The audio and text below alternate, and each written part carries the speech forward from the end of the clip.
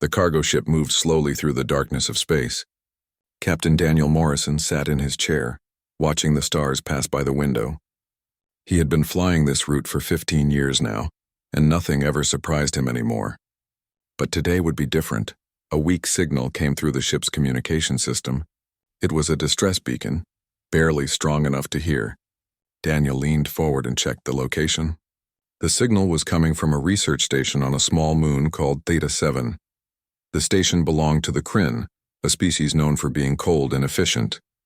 They never left their stations abandoned. Something was wrong. Daniel called his crew chief, Linda Hayes, to the bridge. She was a tough woman who had worked with him for 10 years. When she saw the signal, her face showed concern. "Should we check it out?" she asked. Daniel nodded. "We have to. Someone might need help." They changed course and headed toward the moon. An hour later, they landed near the research station. The building looked damaged from the outside. Lights flickered inside and some windows were broken. Daniel and Linda put on their suits and walked toward the entrance. The door opened easily, which was strange. Kryn stations always had security locks. Inside, the hallways were a mess. Tables were turned over, papers scattered on the floor, and the walls had deep scratch marks on them. It looked like everyone had left in a hurry. "What happened here?" Linda whispered. They walked deeper into the station, checking each room. The cafeteria still had food on the tables, now rotten and smelling bad. Computer screens blinked with half-finished reports. In one lab, test tubes were broken on the floor and strange equipment was still running. Linda stopped at a heavy door near the back of the station. "Captain, look at this." The door was marked with warning signs in several languages.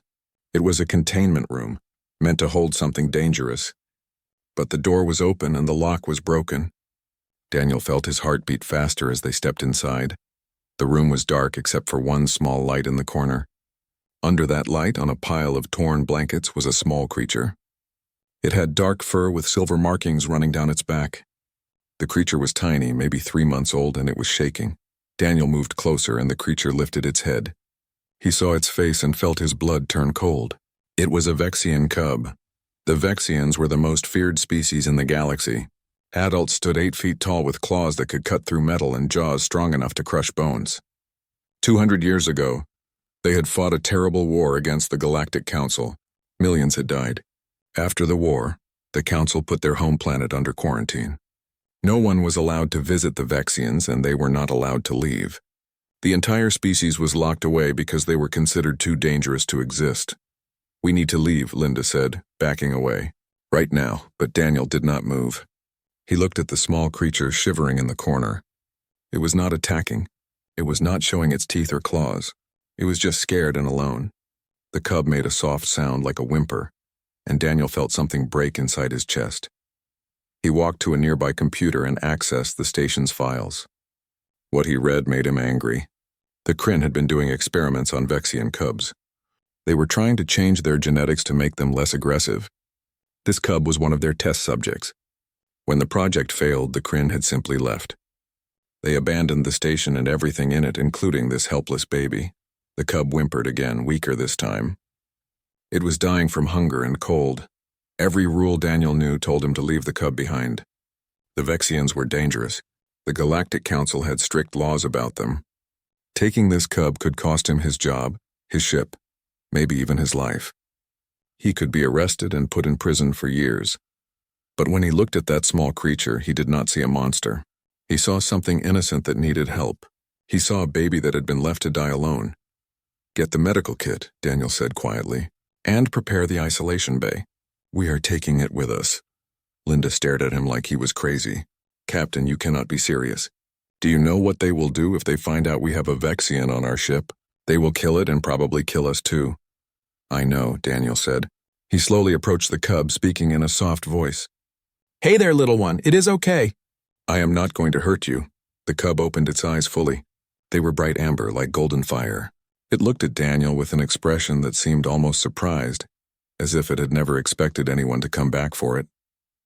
Daniel reached out his hand carefully. The cub could bite him. It could scratch him. But it did neither. Instead, it sniffed his hand and made a small sound that was almost like a purr. He gently picked up the cub and held it against his chest. It was lighter than he expected. too light for a healthy animal of its size. The cub pressed its small head against him, seeking warmth and comfort. Daniel felt its tiny heart beating fast under the fur.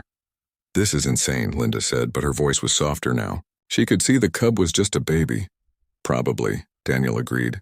"But I'm not leaving a helpless animal to die because some politicians decided its whole species should be punished forever." They carried the cub back to their ship. Daniel made a bed in the isolation bay using soft blankets. He gave the cub water and food, which it ate hungrily. After eating, the cub curled up on the blankets and fell asleep immediately. Daniel stood there watching it sleep, and he realized what he had done.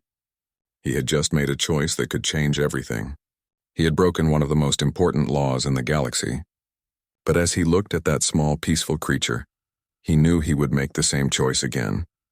He did not know that this decision would one day shake the foundations of the Galactic Empire. He did not know that this tiny cub would grow up to challenge 200 years of lies and fear.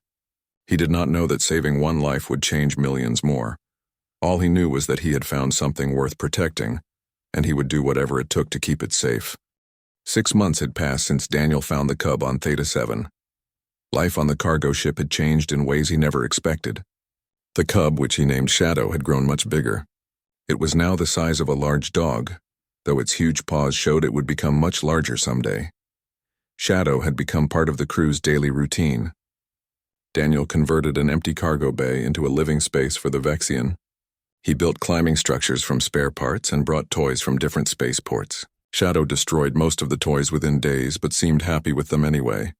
The cub had endless energy.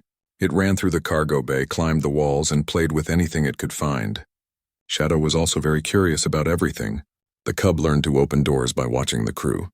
It figured out which buttons did what on the control panels. Sometimes Daniel would find Shadow sitting at a computer station, pawing at the keyboard like it was trying to type. Linda had been afraid of Shadow at first, but she slowly warmed up to the cub. It was hard to stay scared when Shadow would bring her its favorite toy and drop it at her feet, clearly wanting to play. The cub was affectionate and smart. Within a week, it learned its name. By the second month, it understood simple commands like sit and stay. One evening, Linda found Daniel in the cargo bay. Shadow was chasing a ball made from old packing material, its silver markings flashing in the light as it ran. "You have created a problem, Captain," Linda said, watching the cub play. "That thing is attached to you now. What happens when it is fully grown?" Daniel had thought about this question many times. He spent his free time reading everything he could find about Vexians. Most of the information was military reports from the wars. They focused on how to fight Vexians, not how to understand them, but buried deep in old archives. Daniel found earlier reports from before the war started. Those old reports painted a very different picture. Vexians had once been social creatures. They lived in family groups and raised their young together. They had complex social structures and even art and music. The reports showed that Vexians only became aggressive after first contact went wrong. When other species landed on their planet without permission and started mining operations in places the Vexians considered sacred, the Vexians defended their home. The war that followed was terrible for everyone. "I think we have been wrong about them," Daniel said, watching Shadow successfully catch the ball and bring it back to him. The cub sat down and waited for praise. Daniel scratched behind its ears in the spot that made Shadow lean into his hand with pleasure. "Look at Shadow. Does this look like a mindless killing machine?" "It is still a baby," Linda argued. "Everything is cute when it is a baby. What about when it grows up? When its hunting instincts become stronger, then we will deal with it," Daniel said firmly. "But I will not abandon Shadow based on what might happen. Besides, what if the Vexians only became aggressive because of how other species treated them? What if being raised properly makes all the difference?" Linda gave him a long, serious look. "You are talking about challenging 200 years of galactic policy. Maybe that policy is wrong." Before they could continue the conversation, an alarm sounded. Another ship was approaching, and it was broadcasting a Galactic Council identification code. Daniel felt fear grip his heart. They had been careful to avoid major shipping lanes and inspection stations, but the ship still needed supplies sometimes, and they had to dock at ports. Someone must have reported something suspicious. "Get Shadow to the hidden compartment," Daniel ordered quickly. Right now, they had prepared for this possibility. Behind a false wall in the cargo bay, They built a small space that would not show up on normal scans. It was not comfortable, but it would keep Shadow safe during inspections. The problem was that Shadow had never been locked up before. When Linda tried to guide the cub toward the compartment, Shadow knew something was wrong.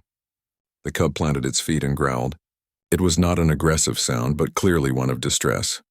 "It is okay," Daniel said, kneeling beside Shadow. He looked into those intelligent amber eyes. "I need you to trust me. Just for a little while, please." Shadow looked at him for a long moment. Daniel could have sworn he saw understanding in those eyes. The cub slowly walked into the compartment without fighting, but it whined softly as the panel closed, and Daniel felt guilty for causing Shadow that fear. The council inspector was a Kryn named Keltar. He was cold and precise, moving through the ship like a machine. He scanned every room, checked every item on the manifest, and asked many questions. Daniel kept his face calm and his voice steady. Years of negotiating with difficult clients had taught him how to lie convincingly. "Your route has been unusual," Keltar observed. His translator made his clicking speech sound flat and emotionless. "You have avoided inspection stations. Cargo runs are not always convenient," Daniel replied smoothly. "My clients pay me for speed and discretion. Council inspections can take days." Keltar tilted his head in a way that showed he did not believe the answer. "There have been reports of strange power usage from your vessel. The pattern is consistent with life support for a large organism. We keep the ship warm," Linda jumped in. "Humans prefer higher temperatures than most species. It is in our filed specifications." The inspector seemed unsatisfied, but he could not find any violations. After 3 long hours of searching, he finally left with a warning to follow inspection protocols better in the future. The moment the council ship was far enough away, Daniel opened the hidden compartment. Shadow burst out immediately, pressing against Daniel's legs. The cub was still upset from being confined. Daniel sat on the floor and Shadow climbed halfway into his lap, even though the cub was now too big for it. Daniel held Shadow close, feeling the rapid heartbeat slowly calm down. "We cannot keep doing this," Linda said quietly. "Eventually they will find out. And when they do, it will not just be your career on the line. They will kill Shadow and probably execute everyone on this crew for breaking quarantine laws." Daniel knew she was right, but as he felt Shadow's warmth and heard the soft sounds of the cub finally relaxing, he knew he had made a promise. The day he picked up that dying baby in the research station, he committed to seeing this through no matter what. "Then we need to find somewhere safe," Daniel said. "Somewhere the council cannot reach us." "There is no such place," Linda said. Daniel looked down at Shadow, who had finally fallen asleep in his arms, trusting him completely despite the fear from before. "Then we will make one," he said. 2 years after finding Shadow, Daniel had made big changes to his life. He left the cargo service, sold his ship, and used the money to buy an old research station on the edge of council space. The station was called Outpost Kepler. It had been abandoned for many years after a mining company failed. It was perfect for what Daniel needed. Shadow was no longer a small cub. The Vexian now stood 7 feet tall and was still growing. The warnings about aggression and hunting instincts had proven partly true, but not in the way anyone expected. Shadow had become protective. Very protective. 6 months ago, a group of space pirates tried to board Outpost Kepler. Shadow defended the station with brutal efficiency. 3 pirates died, torn apart by claws and teeth before they even understood what was attacking them. The rest ran away as fast as they could. Daniel had been shocked by the violence, but Shadow simply returned to his side, still covered in blood, and pressed close to him, seeking comfort. That was when Daniel truly understood. Shadow was not a mindless killer. The Vexian had defended its family and home, the same way any social predator would. The violence was not random or cruel. It was purposeful. Shadow had only attacked those who posed a direct threat and stopped the moment the threat was gone. But the incident attracted attention. Council security forces investigated the attack. Daniel managed to convince them it was a mechanical defense system that malfunctioned, but he knew he was running out of time. Shadow was too big now to hide easily. Soon, keeping this secret would become impossible. That was when Gregory Lambert arrived. Lambert was a scientist who studied alien species. He was one of the few people who actually studied Vexians before the wars began. He was old now, with silver hair and hands marked with scars from a lifetime of working with dangerous creatures. He heard rumors about Outpost Kepler, About a human who supposedly raised a Vexian and he came to see if it was true. I cannot believe it, Lambert said, watching Shadow and Daniel together. The Vexian was lying on the floor of the common area. Daniel was checking a cut on Shadow's foreleg from rough play earlier. Shadow could have killed Daniel with one casual movement, but instead lay perfectly still, trusting him completely. Believe what? Daniel asked, applying medicine to the wound. I spent 20 years studying Vexians before the quarantine, Lambert explained. I was there during the early contacts before everything went wrong. I tried to tell the council that we misunderstood them, that their aggression was defensive, not natural. No one listened to me. After the war started, they suppressed all my research. Daniel looked up sharply. What do you mean, suppressed? Lambert sat down heavily. He suddenly looked every one of his 70 years. The council did not want anyone to know the truth. The Vexians were not the monsters they were made out to be. They were an intelligent species, as smart as any council member. They had their own culture, their own society, their own beliefs. We provoked them. We landed on their world without asking permission. We set up mining operations in their sacred places. When they defended themselves, we called them animals and started a war. You are saying the entire war was based on a lie. Daniel felt sick to his stomach. The council could not admit they made a mistake, Lambert continued. Too many people had died. Too much money had been spent. Too many politicians had built their careers on the Vexian threat, so they doubled down on the lie.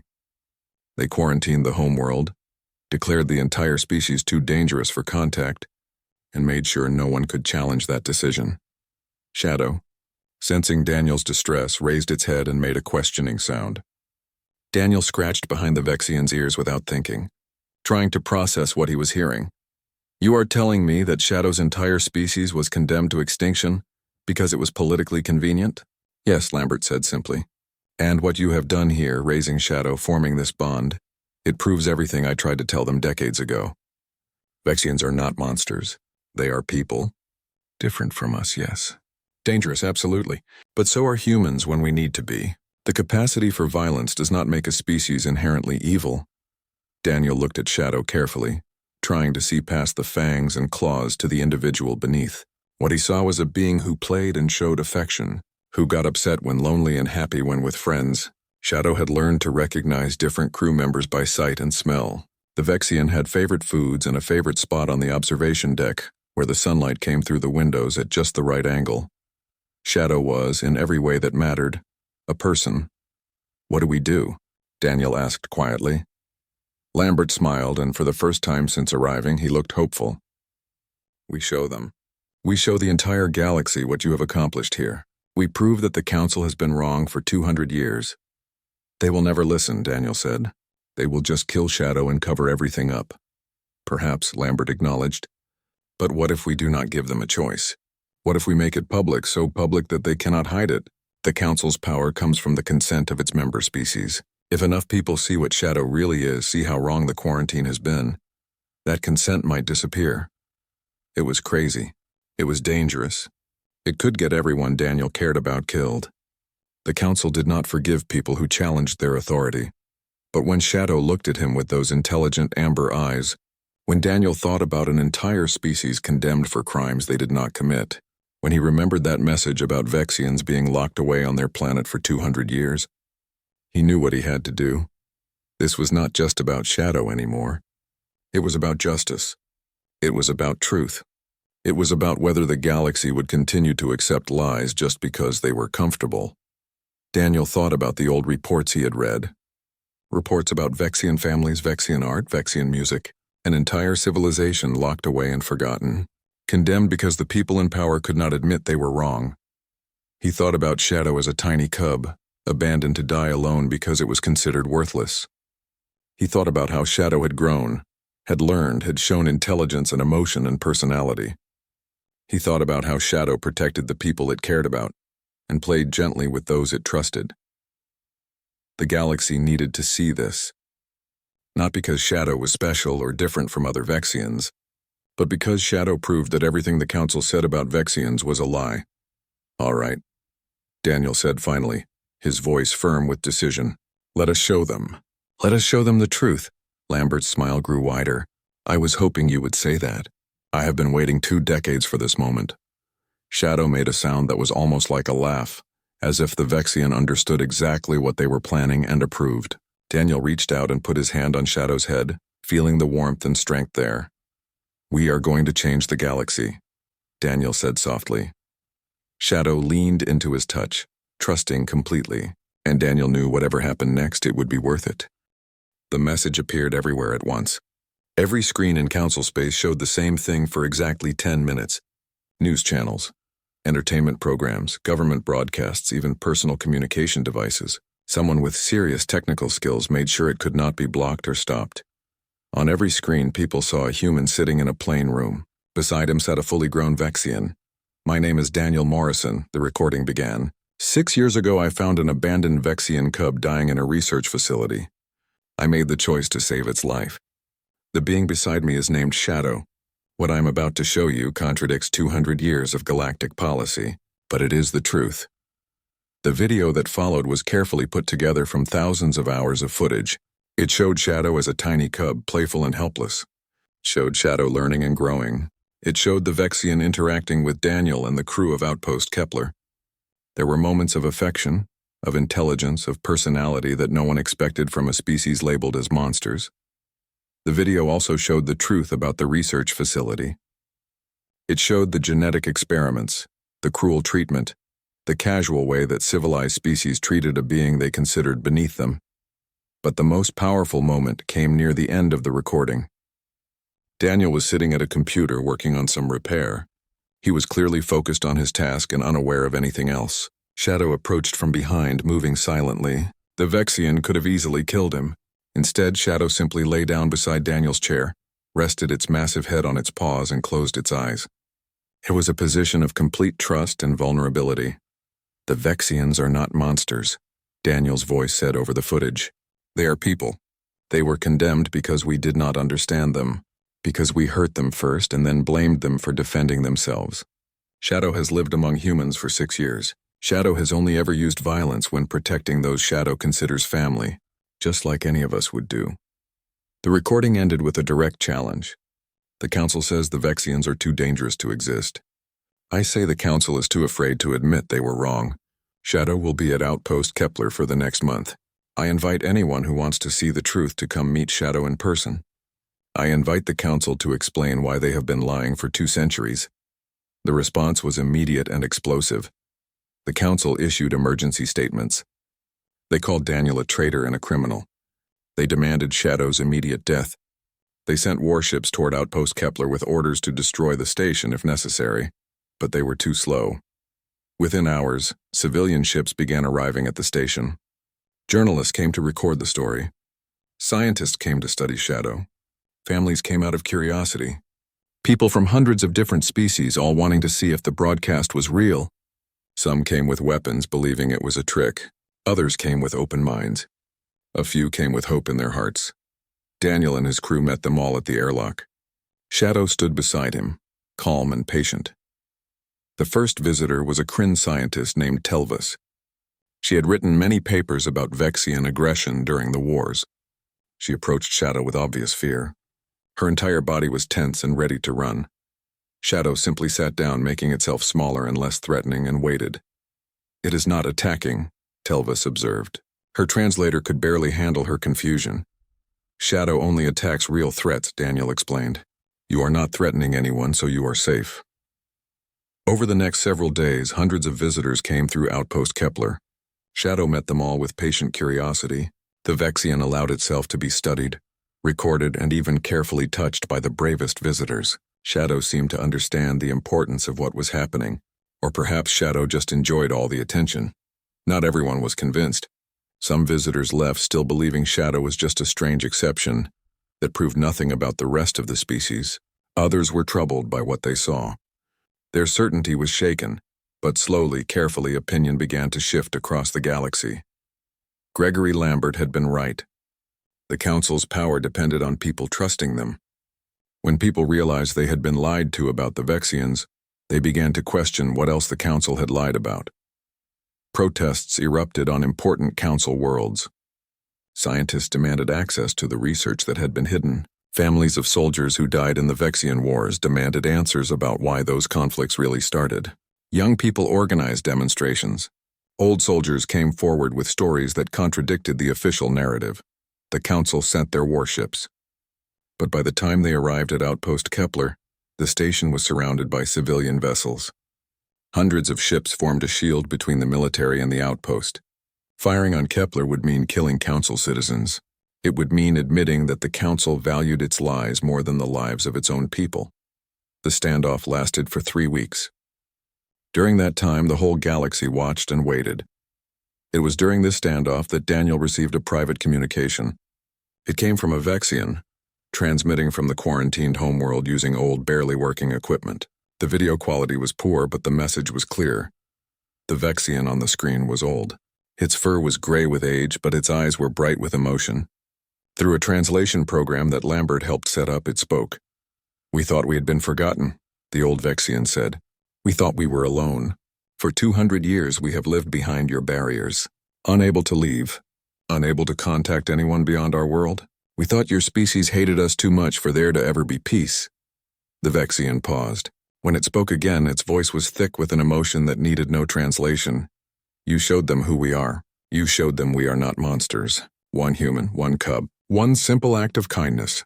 It has changed everything. Thank you, Daniel Morrison. Thank you for seeing Shadow as a person. Thank you for remembering that we are people too." Daniel played that message during his next public broadcast. He played it again during negotiations with Council representatives. He played it every time someone tried to argue that the Vexians were too dangerous, too different, too other to be given a chance. The message spread across the galaxy faster than any official statement could. People saw an old Vexian, alone on a quarantined world, crying with gratitude because one human had shown kindness to a child of their species.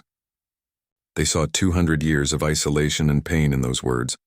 Public opinion shifted like an avalanche. The protest grew larger. More scientists came forward with suppressed research.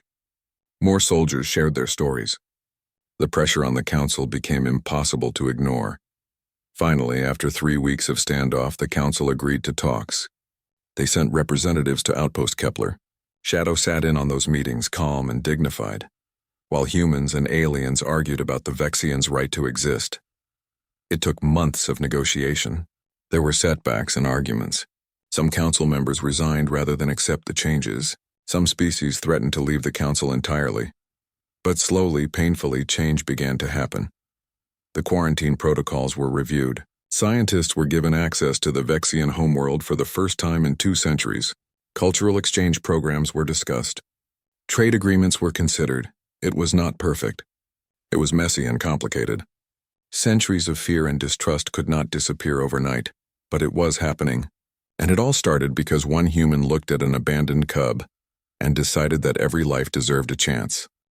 20 years had passed since Daniel Morrison found an abandoned cub on Theta 7. The galaxy was a different place now. The Vexian quarantine was lifted. First contact protocols were established, led by a team that included both Gregory Lambert and Shadow. The Vexian had become something between a diplomat and a translator, helping both species understand each other. Trade agreements were signed. Cultural exchange programs began.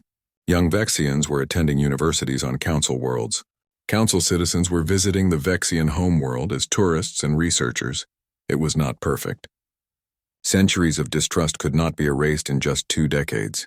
There were still incidents and conflicts. Some Vexians were angry about the generations they spent isolated and forgotten. Some Council species still feared them. Integration was slow and painful.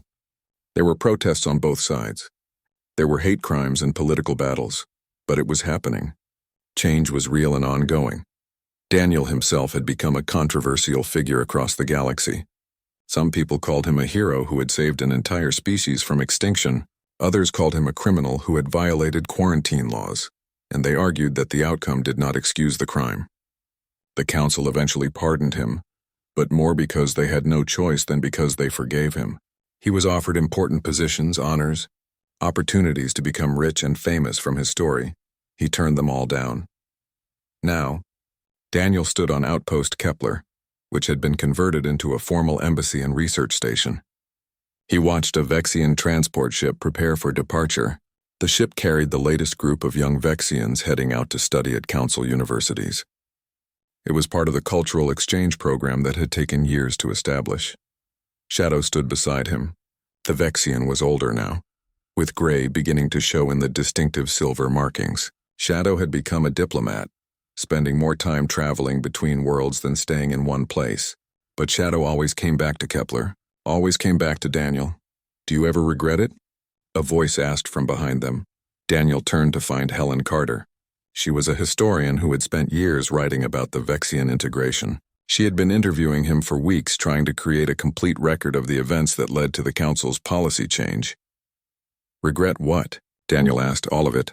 The risks you took. The disruption you caused. The galaxy is still dealing with the changes you set in motion. Some would say you destabilized centuries of carefully maintained peace." Daniel looked at Shadow. He thought about the frightened, dying cub he had found all those years ago. He thought about the message from the Vexian homeworld, about beings who had spent 200 years believing the universe had abandoned them. He thought about the young Vexians on that transport ship, heading out to experience things their grandparents could never have imagined. "No," he said simply. "I do not regret it, even though it still haunts the Empire. Even though the Council's authority has never fully recovered. Even though some species left the Council entirely rather than accept Vexian membership." "The Council's authority was built on a lie," Daniel replied. "If it could not survive the truth, then it deserved to fall. Yes, things are messy now. Yes, there are complications and problems. But that is better than peace built on injustice. That is better than an entire species locked away and forgotten, because admitting a mistake was too uncomfortable." Shadow made a low, rumbling sound. It was a vocalization that Daniel had learned meant agreement. The Vexian leaned against him, a gesture of affection that still looked dangerous to anyone who did not understand their relationship. Helen watched them for a moment. Then she asked the question Daniel knew she had been building toward all along. Was Shadow worth it? Was one life worth all this upheaval and chaos? Daniel smiled. It was a sad smile, because he knew what the question really meant. "You are asking the wrong question." It was never about whether Shadow was worth it. It was about whether any being deserves to be condemned for what they are rather than who they are. Shadow just happened to be the one who proved the difference. "And now?" Helen pressed. "What happens now? Where does the galaxy go from here? Now we see if we are capable of learning from our mistakes," Daniel said, looking out at the stars beyond the station windows. The Council built an empire on the idea that some species were civilized and others were not. That some beings deserved rights and others deserved extermination. Shadow forced them to question that assumption. But the real work is not done. There are other species out there. Other beings the Council has decided are too different, too dangerous, too other. The question is whether we will have the courage to see them the way we now see the Vexians. Shadow rumbled again, and this time the sound was almost amused. "What did Shadow say?" Helen asked. She was still learning to understand Vexian vocalizations. Daniel laughed. "Shadow said that humans are the most terrifying species in the galaxy, because we are stupid enough to think we can fix everything and stubborn enough to try anyway, even when the odds are against us. And are we? Stupid enough and stubborn enough to keep trying?" "I hope so," Daniel said quietly. "Because if we are not, then all of this, everything we fought for, was for nothing. The sacrifices, the struggles, the people who lost their lives, and the conflicts that came from this change. It all only means something if we keep moving forward." The transport ship's engines flared brighter as it prepared to jump to faster than light speed. On board, young Vexians were heading out into a galaxy that had once condemned their species but now, cautiously and imperfectly, offered them a future. It was not the future anyone had planned. It was messy and uncertain and full of challenges that no one knew how to solve. But it was possible. And it was possible only because one human had looked at an abandoned cub and decided that every life deserved a chance. That simple decision, made in a moment of compassion, had changed everything. That decision still haunted the Empire. It haunted political debates about rights and citizenship. It haunted council meetings where species argued about integration policies. It haunted cultural exchanges where old prejudices clashed with new realities. It haunted every interaction between Vexians and the species who had once tried to exterminate them. Some people said the haunting was a curse, that Daniel had opened a box that should have stayed closed, That the old ways, however imperfect, had at least been stable, but others said the haunting was necessary. That empires built on lies and injustice deserved to be haunted, that the discomfort of change was the price of redemption. Daniel did not know which view was right. Maybe both were true in different ways. What he did know was that Shadow was real. The friendship they had built was real. The lives of the young Vexians on that transport ship were real. And those things mattered more than the comfortable lies of the past. Shadow leaned harder against him, and Daniel wrapped an arm around the Vexian's massive shoulders. He felt the rumble of contentment that vibrated through Shadow's entire body. After 20 years, that sound still filled him with warmth. Worth it? Helen asked one final time, her recorder still running. Daniel looked at his friend. His companion. The being who had changed everything simply by existing and being seen. Every moment, he said. Every single moment. The transport ship jumped to hyperspace in a flash of light, carrying its cargo of young Vexians toward unknown futures. And on Outpost Kepler, a human and a Vexian stood together, watching them go. Two beings from species that should have been enemies, standing side by side against the backdrop of stars. The Empire would continue to be haunted by the decision Daniel Morrison made 2 decades ago. The debates would continue. The struggles would continue. The slow, painful work of building something better would continue. But perhaps that haunting was exactly what the Empire needed. A constant reminder that compassion and courage could change the world. A reminder that one person, making one choice, could reshape the future of billions. A reminder that every life mattered, regardless of what species it belonged to. Daniel smiled as the last traces of the transport ship disappeared from view. Shadow made a soft sound, peaceful and content. "Come on," Daniel said, scratching behind Shadow's ears one more time. "Let us go home." They walked back into the station together, leaving the stars behind. The future was uncertain. The challenges ahead were enormous. But they would face them together the way they always had. One human.